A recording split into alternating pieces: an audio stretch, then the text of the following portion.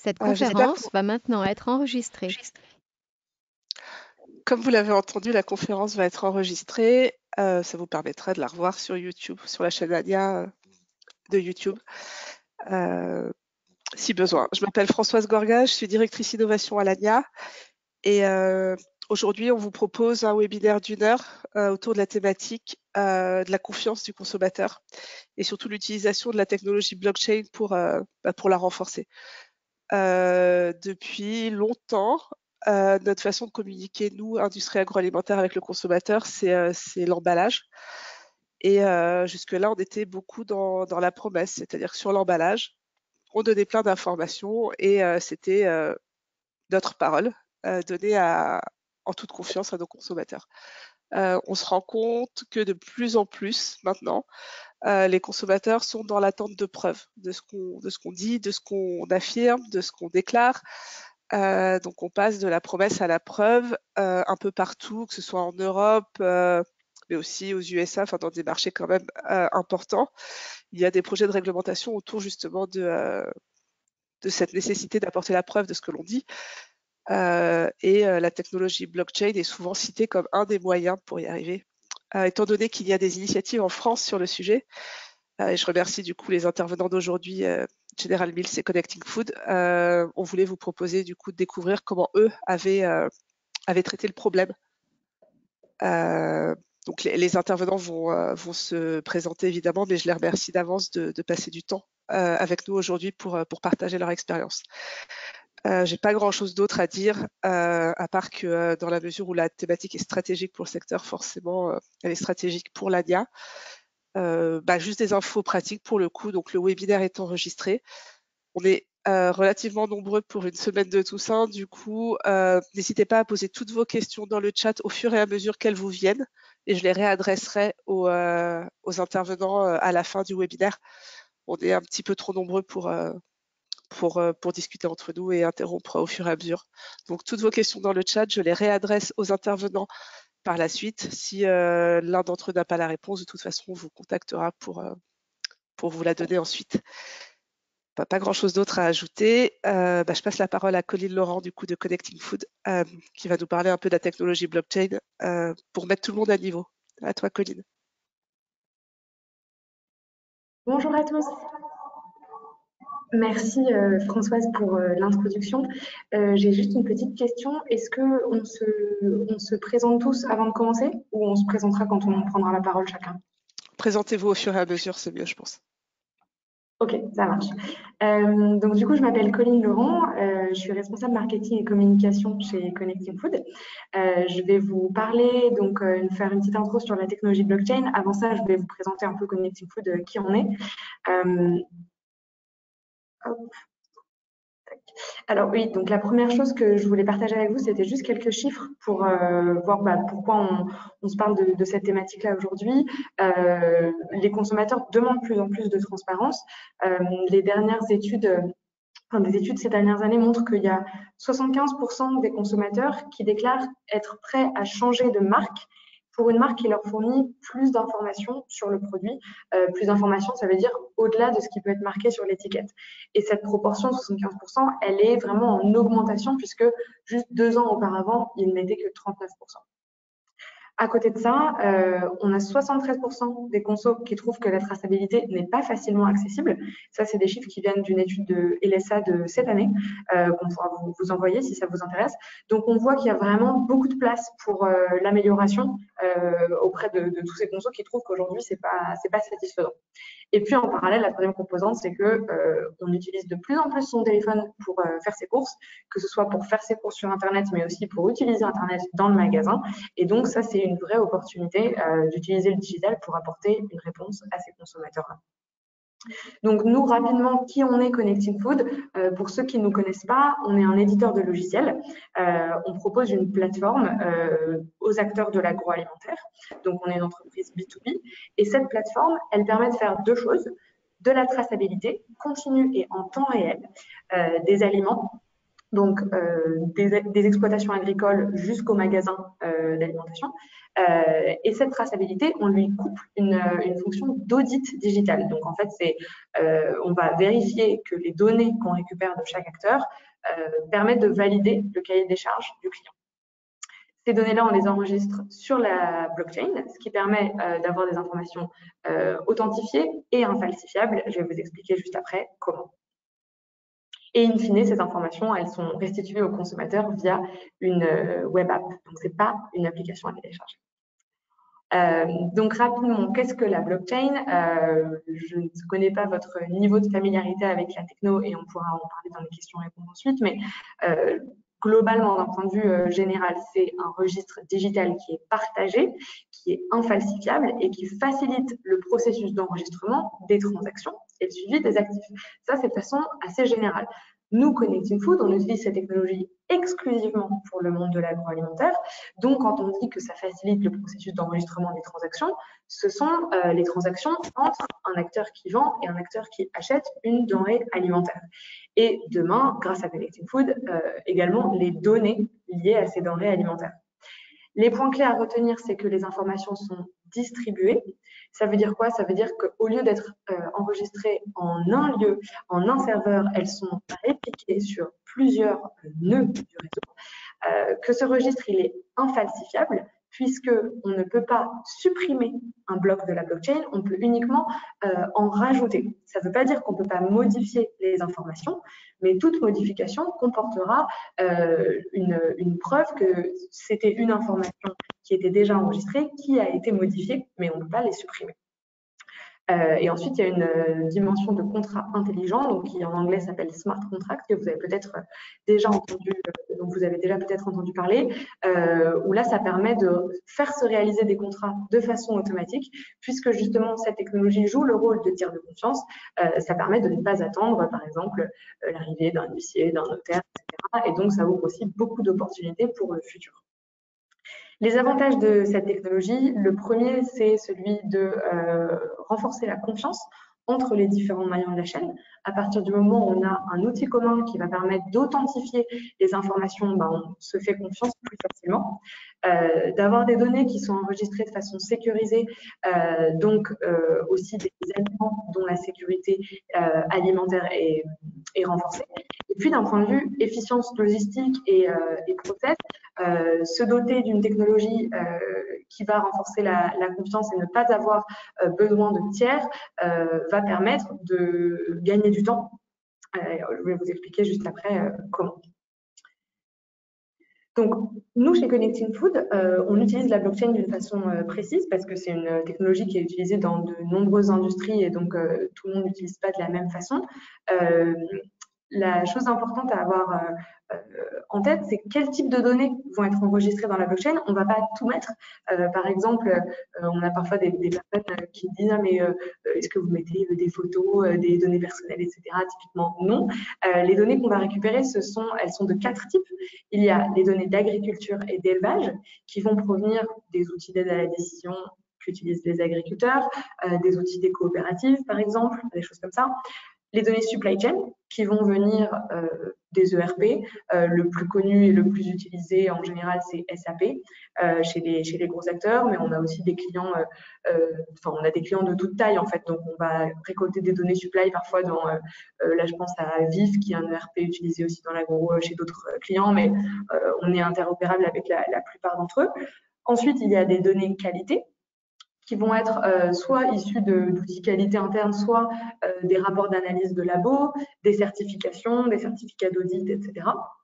Et puis, le dernier type de données, c'est les données RSE liées à la durabilité qui vont servir à calculer les scores environnementaux, etc. Donc, c'est toutes ces données-là qui aujourd'hui existent déjà de façon plus ou moins digitalisée dans les filières et que nous, on va venir collecter, standardiser et analyser pour vérifier que les produits respectent bien leur cahier des charges. La façon la plus visuelle de comprendre l'activité de Connecting Food et la façon dont la technologie blockchain est utilisée, on trouve que c'est de le représenter sous la forme d'une iceberg, puisqu'en fait, en tant que consommateur et en tant que marque, souvent on est habitué à avoir des QR codes sur les packaging. Françoise a commencé le webinaire en parlant des emballages comme étant le premier support d'information. En fait, les marques, elles peuvent déjà mettre des QR codes sur leurs emballages et faire du storytelling. Elles n'ont pas besoin de blockchain pour ça.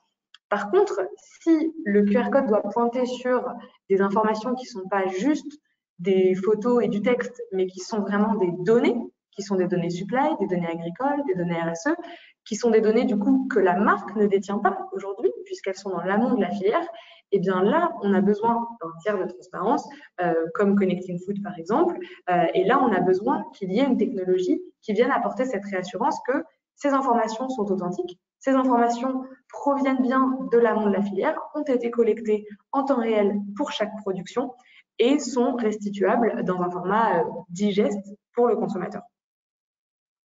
Donc maintenant, je vais passer la parole à Anaïs, qui va nous présenter un cas d'usage concret de la plateforme chez General Mills sur sa marque Géant Vert.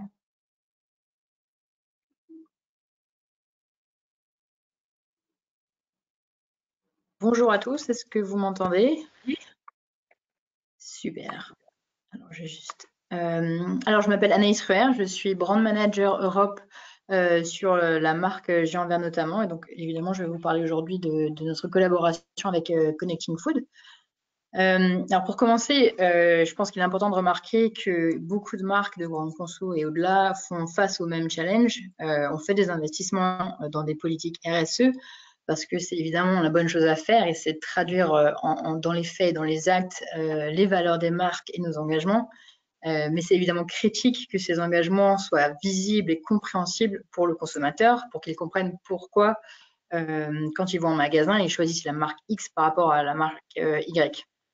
La réalité, malheureusement, c'est que les sujets RSE, ce sont souvent des sujets complexes qu'il est difficile d'expliquer de manière concise sur l'emballage des produits et la traçabilité, ça fait partie de ces sujets qui sont difficiles à expliquer de manière claire et concise sur un packaging.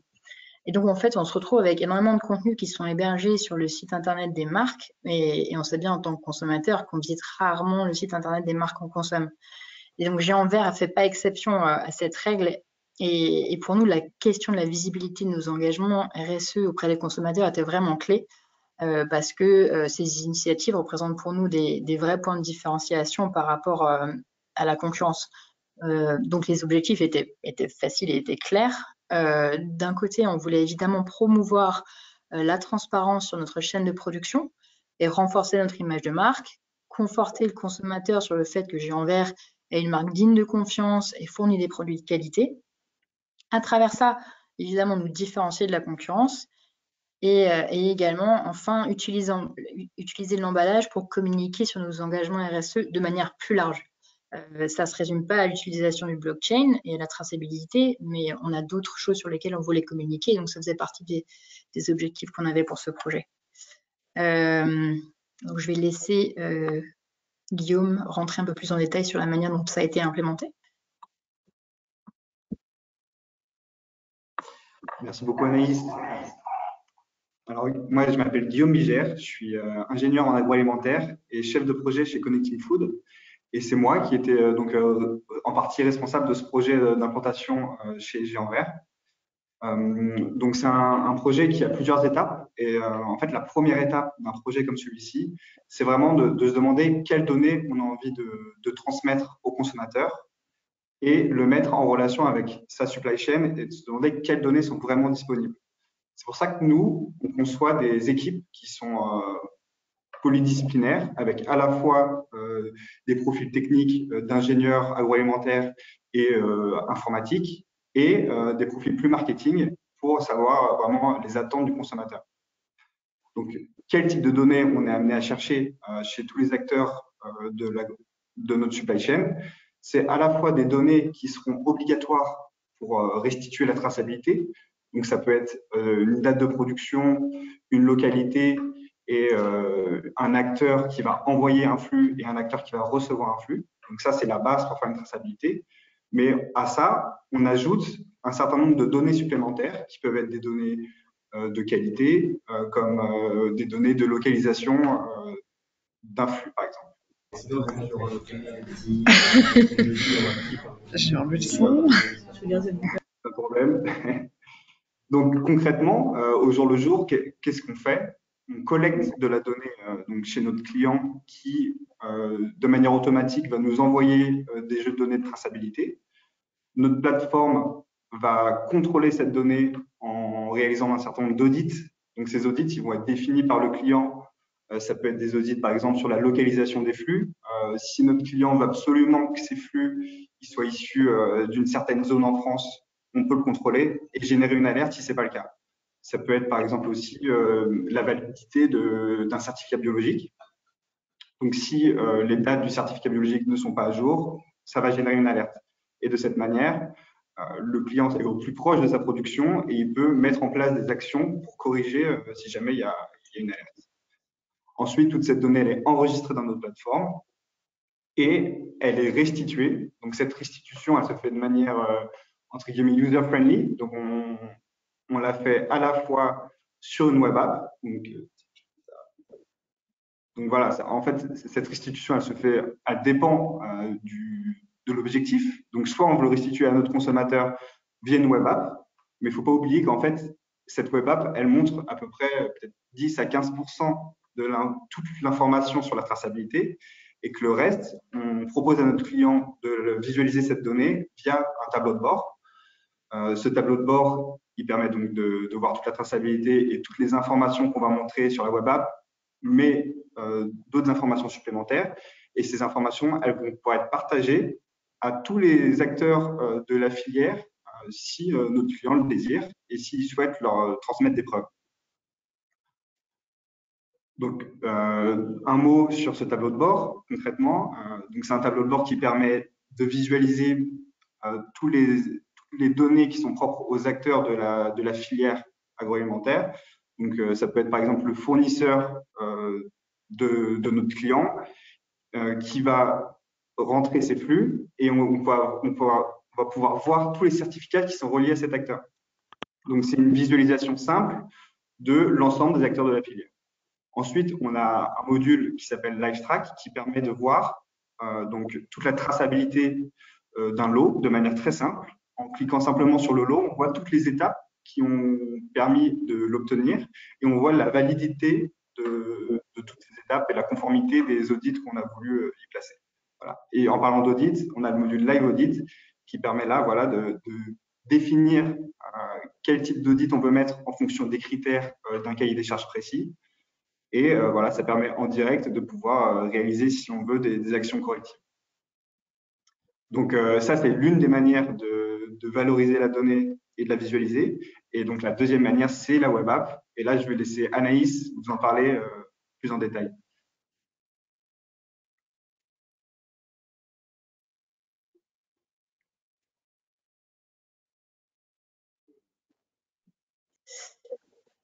Alors, la web app sur géant vert. Alors, la solution blockchain, elle nous a vraiment permis de remplir les différents objectifs que j'avais exposés précédemment, donc différenciation, transparence et communication sur nos plans RSE de manière plus large. Parce qu'en fait, notre QR code s'intègre parfaitement dans l'histoire qu'on raconte sur notre emballage, et on verra l'emballage sur la slide d'après. On n'a pas simplement placé une icône avec le message « Découvrez où votre maïs géant vert est cultivé, scannez pour en savoir plus ». On a vraiment raconté une histoire et mis en avant le côté agriculture française en avant sur le packaging, et le QR code est un élément du puzzle qui vient compléter cette histoire. L'icône, elle est visible et elle est reconnaissable par le consommateur, mais finalement, elle prend quand même peu de place. Et donc, même sur une petite boîte de conserve, on arrive à le placer de manière visible et efficace, sans tout chambouler ou sans faire des compromis sur le plan esthétique. Et au final, c'est un vrai portail qui permet au consommateur, après qu'il ait scanné ce code, de découvrir, en plus des éléments de évidemment, sur le maïs, tout autre contenu qu'on avait souhaité mettre en avant sur la culture du maïs de manière plus générale et sur nos engagements RSE. Et comme c'est une plateforme digitale, on a accès à des données qui nous informent sur les thèmes et les types d'informations qui intéressent les consommateurs, ce sur quoi ils passent un peu plus de temps, ce qui les intéresse moins. Et donc, évidemment, toutes ces données a évidemment beaucoup de valeur pour des responsables marketing comme moi. Alors, évidemment, on n'est pas naïf. On sait que tous les consommateurs ne scannent pas le QR code, ne rentrent pas le numéro de lot et ne font pas la démarche d'aller voir ce qui se cache derrière ce code. Néanmoins, ce qu'on a appris après la mise en place de ce code sur notre emballage, c'est que les gens comprennent très bien le message de transparence derrière la présence du QR code. Et donc, au final, la seule présence du code sur le pack suffit à rassurer les consommateurs sur la qualité du produit et à délivrer le message que Géant Vert s'engage dans une démarche de transparence. Le consommateur voit l'icône et se dit « Géant Vert n'a rien à cacher ». Et je trouve ça vraiment puissant en fait qu'une petite icône comme ça délivre un tel message.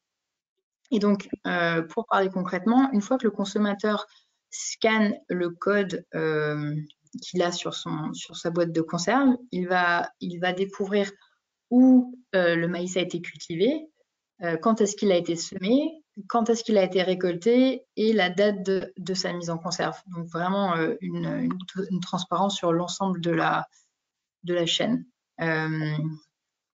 Et évidemment, c'est du contenu qui est cliquable et donc avec différents modules à l'intérieur de la web app. Et le consommateur peut accéder à un peu plus de sujets avec des sujets un peu plus larges sur la culture du maïs et sur les différents engagements qu'on a envie de mettre en avant. Si tu veux. Ouais. On peut regarder une rapide vidéo. On a fait une petite vidéo qui compile les réactions des consommateurs à la présence du QR code sur notre pack.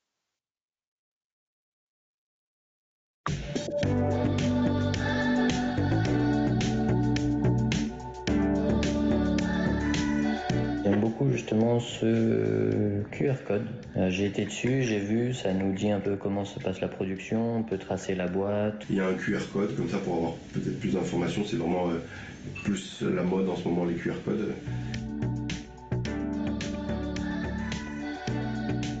On peut même scanner le QR code et voir d'où il vient. Il y a une grande transparence, ça rapproche un peu de la nature, on voit où a poussé le maïs qu'on va manger et c'est plutôt sympa.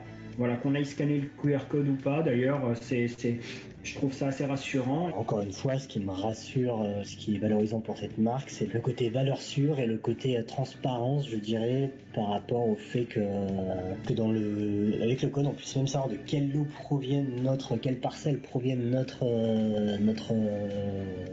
lot. Voilà, c'est vraiment un gage de transparence.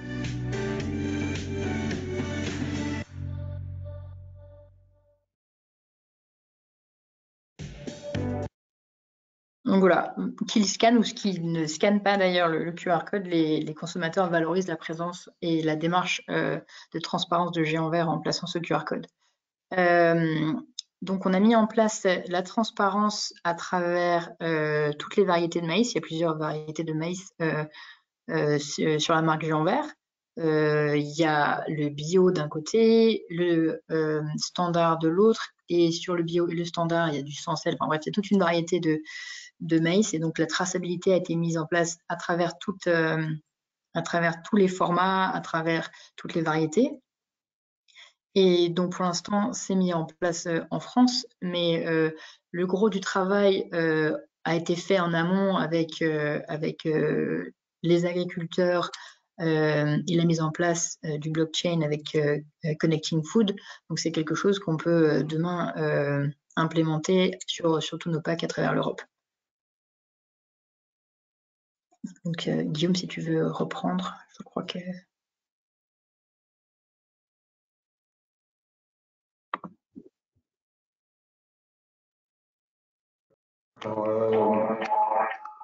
Ouais, je pense qu'on a abordé tous les éléments qu'on voulait partager, mais on reste disponible bien sûr pour répondre à toutes vos questions.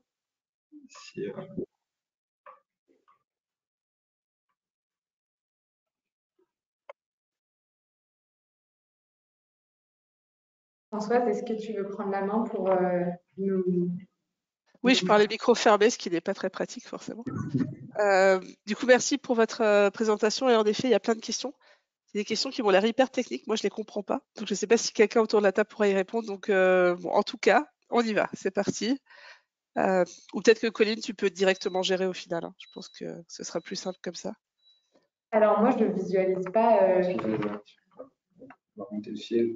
Ok, bah, j'y vais alors, pas de problème. Il y a une question sur la taille des entreprises qui sont concernées par la technologie. Est-ce qu'il y a une limite en fait? On pense aux artisans, aux TPE. Est-ce qu'il y a une taille critique en fait pour que la blockchain soit intéressante et applicable? Alors, en fait, nous, on a tout type de clients. Pour vous donner un ordre d'idée, notre tout premier client, c'était une marque locale qui s'appelle Juste et Vendéen, qui est distribuée exclusivement en Vendée, qui a été créée par des agriculteurs dans une logique de se réapproprier le fruit de leur travail, etc.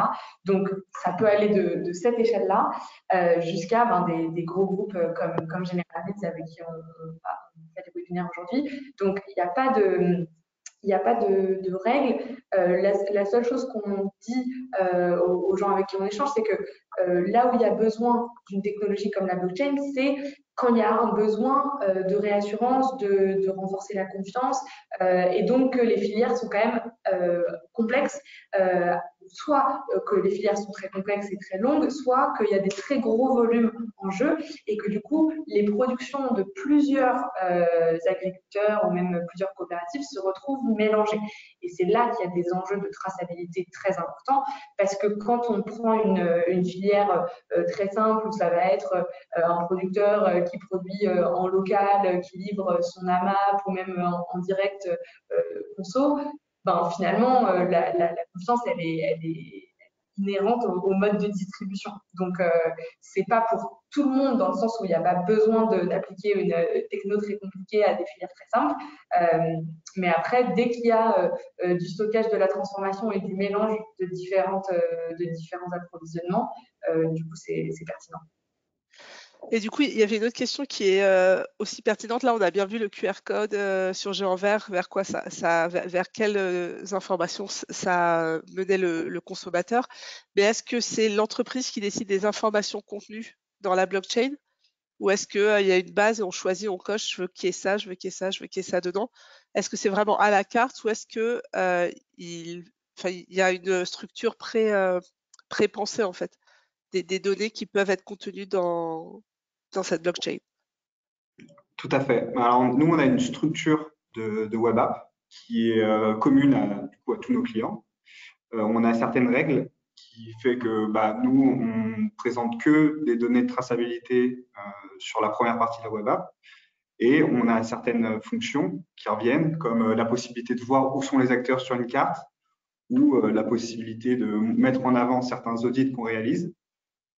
Mais à part ça, c'est vraiment à notre client de nous dire quelles informations ils veulent partager et aussi en fonction des informations qui sont disponibles pour eux. Et on a certaines fonctionnalités de storytelling, donc c'est au-delà de la traçabilité, on a la possibilité de raconter un petit peu d'histoire autour de la marque et autour du produit. Et je rebondis tout de suite, j'ai vu passer une question concernant comment on peut garantir la véracité des informations. C'est vrai que c'est une question qu'on nous pose beaucoup. En fait, j'y ai partiellement répondu tout à l'heure quand je parlais des types de données qu'on allait enregistrer. En fait, la façon dont Connecting Food travaille, c'est qu'on récupère les données au fur et à mesure que les matières premières descendent la filière. En fait. Donc, on va aller s'interfacer avec les sources de données qui sont déjà en place, qui sont déjà existantes sur la filière. Donc, si par exemple les agriculteurs utilisent des logiciels pour passer leurs commandes, établir leurs bons de livraison, etc., c'est à ces logiciels-là qu'on va venir se brancher pour avoir des infos. Donc, du coup, les acteurs de la filière, à moins de mettre de fausses informations dans les outils qu'ils utilisent au quotidien, on va être en mesure d'avoir des informations fiables parce qu'on va les prendre à la source. Et j'ai vu passer aussi une question sur la propriété de la donnée. Est-ce qu'elle appartient du coup à l'entreprise? Chaque acteur reste propriétaire des données qu'il enregistre dans la plateforme. Et autre question, du coup là, quand on dit le maïs vient de telle exploitation agricole, etc., est-ce que ça implique un investissement est-ce que l'agriculteur doit s'équiper? Est-ce que ça coûte de l'argent finalement aux autres acteurs de la filière, ou peut-être que c'est pris en charge d'ailleurs par l'entreprise, j'en sais rien, mais est-ce que ça coûte de l'argent? Je ne sais pas si Agnès veut répondre à cette question ou... Alors, nous, on a travaillé avec notre partenaire Euralis, donc qui est une coopérative, qui est la coopérative avec laquelle on travaille pour la culture du maïs. Je ne saurais pas vous dire exactement comment est-ce qu'ils ont reflété les coûts. C'est sûr que Géant Vert a fait des investissements, mais je n'aurai pas le détail à vous communiquer. Mais par contre, peut-être qu'Anaïs, tu as l'info suivante. On nous demande le pourcentage de boîtes scannées sur 1000 boîtes, par exemple. Combien de QR codes sont scannés? Je ne sais pas si tu as l'info, Alors, mais... La solution, elle a été mise en place assez récemment, donc je ne suis pas sûre que le chiffre ou le pourcentage soit très représentatif ici, parce que la montée et la distribution se fait progressivement en magasin, donc on ne sait pas exactement le volume qui est présent en magasin et le volume qui a été scanné. Par contre, ce qu'on sait, c'est que c'est notre image de marque et la perception des consommateurs est extrêmement positive, que le QR code soit scanné ou pas. Et je pense que c'est un learning qui est intéressant pour nous, c'est un peu de revoir nos critères de succès, parce que c'est vrai qu'instinctivement, on se dit il faut qu'on regarde combien de codes sont scannés pour voir si vraiment c'est une solution efficace. Au final, ce que j'ai appris, c'est que bien au-delà de ça, les consommateurs étaient très sensibles à la démarche, qu'ils scannent le QR code ou qu'ils ne le scannent pas. C'est clair. Et ça, c'est vrai que c'est une information, je me permets de rebondir par rapport à ça, parce que la question revient tout le temps, en fait, à chaque fois qu'on fait une intervention. Et c'est vrai que c'est beaucoup plus pertinent, comme dit Anaïs, de renverser la question en disant, bah, finalement, au-delà de savoir s'ils scannent ou pas, est-ce qu'ils ont compris et est-ce qu'ils gagnent en confiance grâce à ça, même s'ils ne scannent pas. Et finalement, c'est ça qui est le vrai driver pour mettre en place ce genre de projet envers les consommateurs. Il y a une autre question qui tourne autour de la solution blockchain. Pourquoi choisir cette techno plutôt que d'autres solutions pour avoir de l'info sur l'origine, sur la traçabilité au final? Qu'est-ce que cette technologie apporte en plus? En fait, je pense, Françoise, que dans l'intro que tu as faite de ce webinaire, il y a une partie de la réponse, c'est-à-dire qu'en fait, aujourd'hui, effectivement, c'est quand même une technologie qui n'est pas utilisée par 100% des acteurs dans l'agroalimentaire. Néanmoins, c'est une technologie qui est énormément mise sur le devant de la scène, notamment par des législateurs, etc., comme étant un des moyens qui, dans le futur, vont nous permettre de mieux partager les informations et d'arriver à une meilleure sécurité alimentaire, une meilleure traçabilité de nos aliments en général. Et un peu comme c'est arrivé au cours de ces dernières décennies sur le secteur des télécommunications, etc., dans l'agroalimentaire, on est en train de vivre une révolution digitale, une révolution de la donnée. Les termes, par exemple, de digital twin, de jumeaux numériques commencent à arriver dans l'industrie comme étant la manière de faire du futur pour assurer la traçabilité alimentaire, etc. Et c'est vrai que la technologie blockchain, de par ses propriétés de décentralisation, offre de très belles perspectives pour assurer un partage de la donnée nécessaire dans une industrie mondialisée où les denrées circulent énormément. Alors pas pour tous les produits sur toutes les chaînes, mais il y a fort à parier que dans les 10 prochaines années, ça devienne un impératif de travailler avec cette techno-là. Donc, ça n'empêche pas qu'aujourd'hui, beaucoup de TPE et PME font très bien leur traçabilité de leur côté avec leurs outils, parfois même très manuels. Mais quand on pense système alimentaire à l'échelle et dans le futur, on retombe souvent sur effectivement la technologie blockchain. Ok, et il y a une autre question sur est-ce qu'il y a des projets en cours avec des produits plus complexes? C'est-à-dire, là, le maïs, il est mono-ingrédient pour le coup, sur des produits composés en fait. Oui, bien Avec, sûr. ouais. Nous, on a plusieurs clients qui sont en fait des fournisseurs d'ingrédients de l'industrie. Et donc, effectivement, c'est un peu le jeu de l'œuf et la poule, de savoir qui doit y aller en premier. Est-ce que c'est d'abord les ingrédientistes qui doivent le proposer à leurs clients ou est-ce que c'est les clients qui doivent demander à leurs fournisseurs d'ingrédients? Et en fait, aujourd'hui, ce qu'on observe dans l'industrie alimentaire, c'est que quand on parle à un fabricant de produits élaborés qui utilise beaucoup d'ingrédients, souvent il nous dit ah mais moi j'aimerais bien mettre en place Connected Food, mais mes fournisseurs ils peuvent pas parce que j'ai trop de fournisseurs et parce que ils seront jamais tous tracés. Et donc du coup, nous on essaye de prendre le problème à l'envers et d'aller voir les fournisseurs et de dire bon, si vous tracez vos ingrédients, vous allez vous ouvrir des jolis marchés chez les transformateurs qui ont besoin de ces ingrédients tracés. Et il y en a certains qui commencent déjà à jouer le jeu. Parmi nos clients desquels on a le droit de parler, on a par exemple Ingredia qui fournit des ingrédients pour l'industrie laitière. On a Soufflé qui fait de la farine, Axéréal aussi, qui fournit beaucoup d'industriels de la panification. On a d'autres acteurs dans le monde du sucre, des épices, etc. Donc ça arrive. Et nous, on invite vraiment les marques de produits élaborés qui auraient envie d'avoir la traçabilité de plusieurs ingrédients à nous faire signe pour qu'on voit si parmi les acteurs avec qui on est en contact qui ne sont pas publics aujourd'hui, on n'a pas déjà les ingrédients dont ils auraient besoin tracés. Ça rejoint d'autres questions autour de comment contraindre chaque acteur de la filière de fournir les données nécessaires. Mais ce que je comprends, c'est que le travail de Connected Food, au-delà de la partie techno, c'est aussi de mettre en contact et d'expliquer l'intérêt. Et en fait, il n'y a pas de contrainte. En fait, il faut que tout le monde soit d'accord et ait envie d'y aller, quoi. C'est ça. Oui, tout à fait. En fait, ça nous est déjà arrivé en fait au tout début de Connected Food que le projet ne puisse pas se faire parce qu'il y a un des acteurs sur la filière qui refuse, qui dit non, chez moi on ne rentre pas, je ne vous dis pas quel logiciel j'utilise, ma traçabilité je la fais, je la donne si je suis contrôlée, mais c'est tout. Et effectivement, dans ces cas-là, le projet ne peut pas se faire. Par contre, on parlera de contraintes quand ce sera légalement obligatoire pour vendre un produit ou pour exporter un produit dans tel ou tel marché, d'avoir son jumeau numérique. Là, il n'y aura plus d'autres options. Aujourd'hui, il y a d'autres options, puisque ce n'est pas encore obligatoire légalement de fournir une traçabilité lot par lot en temps réel. C'est obligatoire si on le demande, pouvoir faire un exercice de traçabilité, mais le niveau de transparence permis par Connected Food, il n'est pas obligatoire aujourd'hui, donc on ne parle pas de contraintes.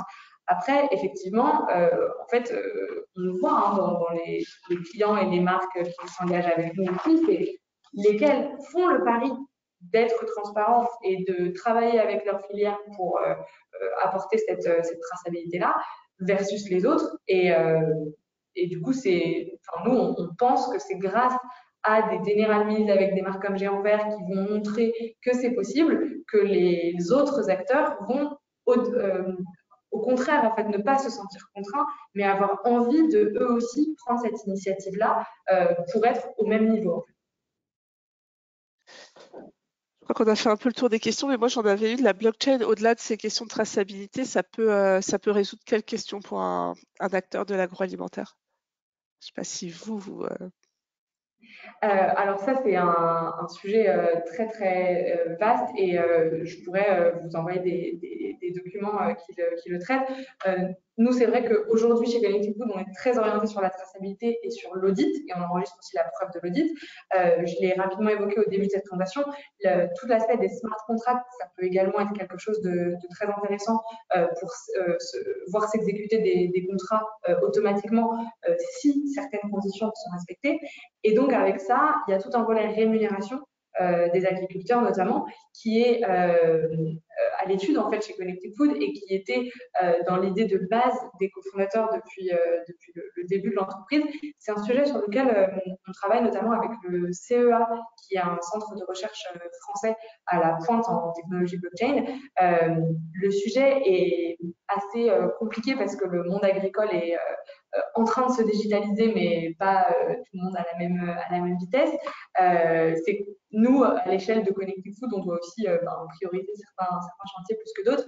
Et aujourd'hui, notre retour du marché est que ces sujets de, par exemple, rémunération qui sont permis par la blockchain sont pas les sujets qui sont prioritaires aujourd'hui chez les différents acteurs avec qui on travaille.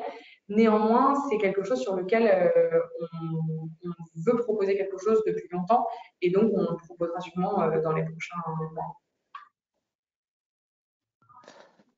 C'est très clair pour moi. Je crois qu'on a fait le tour des questions. J'espère que j'en ai pas oublié. Ah non, il y en a une nouvelle. Avez-vous fait une étude sur le coût énergétique de la blockchain par rapport à d'autres technos? Oui, On alors apprend dans l'impact environnemental, du coup. Oui. Allez, pardon. je ne sais pas qui a posé cette question, mais bravo, c'est une personne bien informée. En fait, il y a une chose que j'ai pas précisée parce que c'était pas l'angle de ce webinaire, mais en fait, sur la blockchain, il y a plusieurs types d'infrastructures blockchain.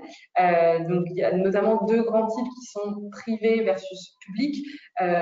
Globalement, pour vous schématiser, les blockchains publiques, c'est celles qui sont utilisées dans le Bitcoin et c'est celles qui impliquent du minage. Et c'est cette étape en fait de minage. En fait, le minage, c'est tous les ordinateurs du réseau qui vont calculer pour vérifier qu'une transaction est autorisée. Et c'est ça qui consomme énormément d'énergie. Et en fait, les blockchains privées qui n'ont pas de minage, du coup, consomment beaucoup moins. Donc, j'ai pas de chiffres à vous communiquer, mais la personne qui a posé cette question, la réponse c'est on utilise une blockchain privée à permission. Donc, en fait, on va créer un consortium avec les acteurs de la filière qui vont s'échanger d'informations entre eux, mais pas de façon publique comme avec le Bitcoin. Et donc, l'impact de cette blockchain, il est plutôt pour vous donner des ordres de grandeur, c'est plutôt l'ordre de grandeur de la consommation d'un ordinateur et pas la consommation de tout un data center.